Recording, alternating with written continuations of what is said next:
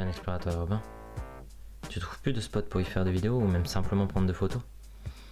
Tu as de l'argent à dépenser tel un Qatari. Tu as un peu la flemme de chercher par toi-même. C'est bien toi que je parle. Alors n'hésite pas. Achète une carte de France avec l'emplacement exact des spots et leur description.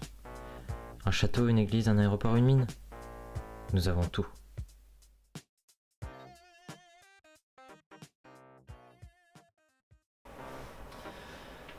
Bonjour à tous, bienvenue pour une... Nique ta mère le chat. Et bonjour à tous, ça fait un moment que je vois sur Facebook passer des sortes de publications qui sont sponsorisées. En gros, c'est les gens ils payent pour que leurs publications s'affichent sur les murs des personnes aléatoires, selon le prix que tu payes, sur 100, 1000, 2000, 3000 murs de personnes pour leur faire de la publicité.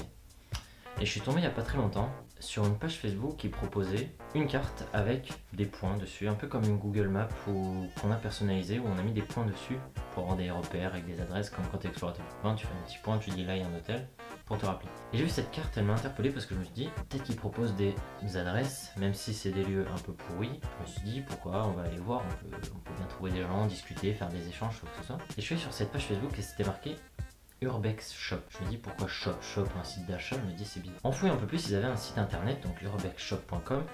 Je suis pas partenaire, je suis pas partenaire, on s'en fout, il n'y a rien, on n'a pas discuté avec rien du tout. Et j'ai remarqué ce site donnait des adresses urbex en échange d'une contrepartie d'argent à toutes les personnes qui souhaitaient payer sur leur site. J'ai fouillé un peu plus, j'ai vu que ce site c'était un site suisse. Déjà de base, quand tu arrives, même si ça marque urbexshop.com, tu vois les prix c'est en CHF, donc en francs suisses.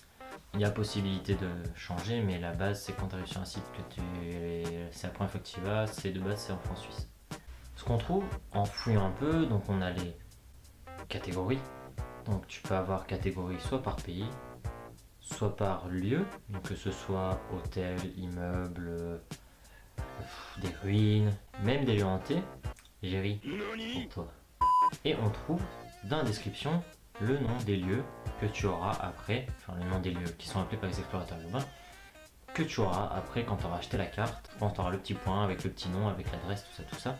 On va parler d'une chose qui est importante, c'est que les adresses ne sont pas données. Le titre de la vidéo c'est pour un guichet, forcément, il faut que j'attire du monde.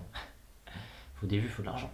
Pour que je puisse m'acheter des cartes, pour que je fasse des vidéos là-dedans. C'est pas donné, c'est payant.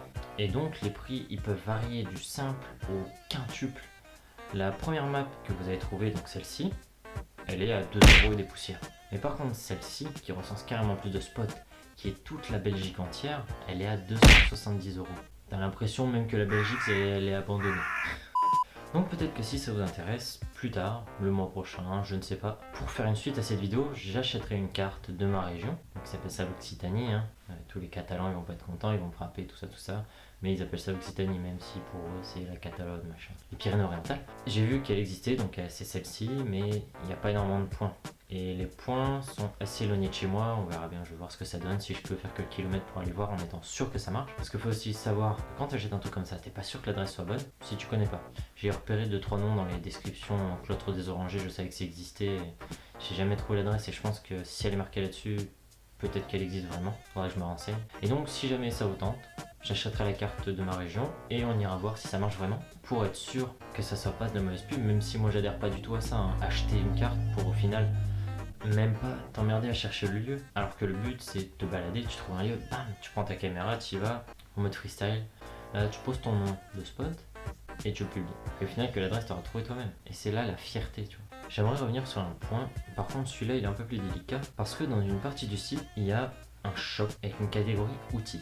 Ce qui me dérange dans cette partie, c'est parce qu'on y trouve tout l'attirail du cambrioleur entre guillemets. Ça peut aller du lockpick, du kit de crochetage, donc c'est ça que je veux dire lockpick. À vrai dire, l'explorateur urbain il peut être comparé à un cambrioleur, sa façon d'entrer. Tu as l'explorateur urbain qui va rentrer parce que la porte est ouverte, la fenêtre est ouverte, tu vas passer par un conduit d'aération. Mais tu as aussi l'explorateur urbain qui est un peu moins conscient, qui va péter un carreau, qui va péter une planche qui retient, qui va forcer une porte avec un lockpick par exemple. J'en connais un précisément, je dirais pas son nom parce que il fait ce qu'il veut, tant pis pour lui.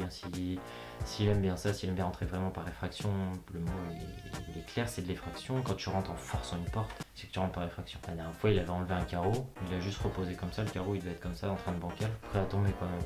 Bref, on peut souvent comparer l'explorateur urbain à un cambrioleur. Quand tu rentres dans une maison qui est abandonnée, ou même que tu essayes d'éviter des gardes, d'éviter des chiens, d'éviter je sais pas quoi, que ce soit des alarmes, souvent tu as des explorateurs urbains qui déclenchent des alarmes. Ça c'est anti-cambrioleur, donc il aurait pu être considéré comme un cambrioleur.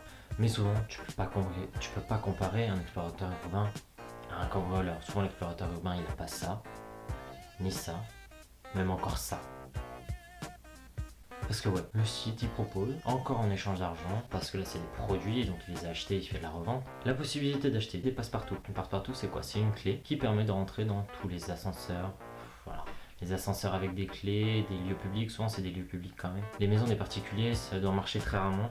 Et surtout, avec ces clés, c'est possible que tu es en Suisse parce qu'il doit y avoir des clés spécifiques, c'est marqué possibilité seulement en Suisse avec l'accord du propriétaire.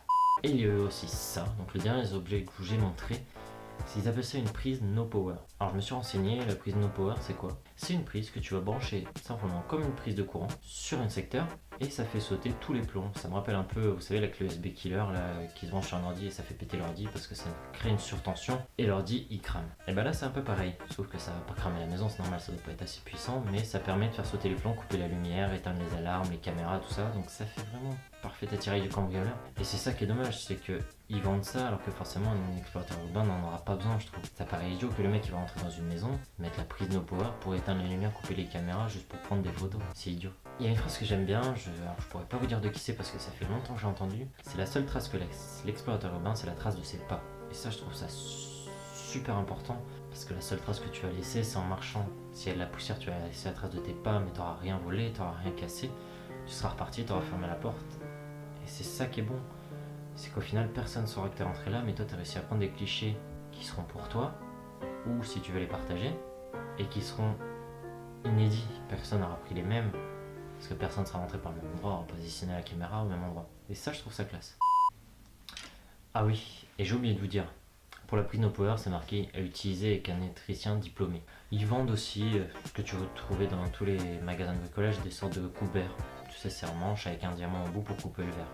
Ça c'est pareil, je trouve ça n'a rien à faire sur un site d'exploration urbaine. Si tu veux aller couper du verre, tu vas couper du verre avec ton papa parce que ton carreau est trop grand, mais tu vas pas aller couper le verre d'une maison pour rentrer à l'intérieur. C'est plus d'exploration urbaine, c'est du saccage urbain, de la barbarie urbaine si tu veux. Mais c'est pas l'exploration urbaine. Donc moi je fais pas ça pour blâmer le site parce que le site il essaye de se faire de l'argent, c'est normal, tous les sites essayent de se faire de l'argent.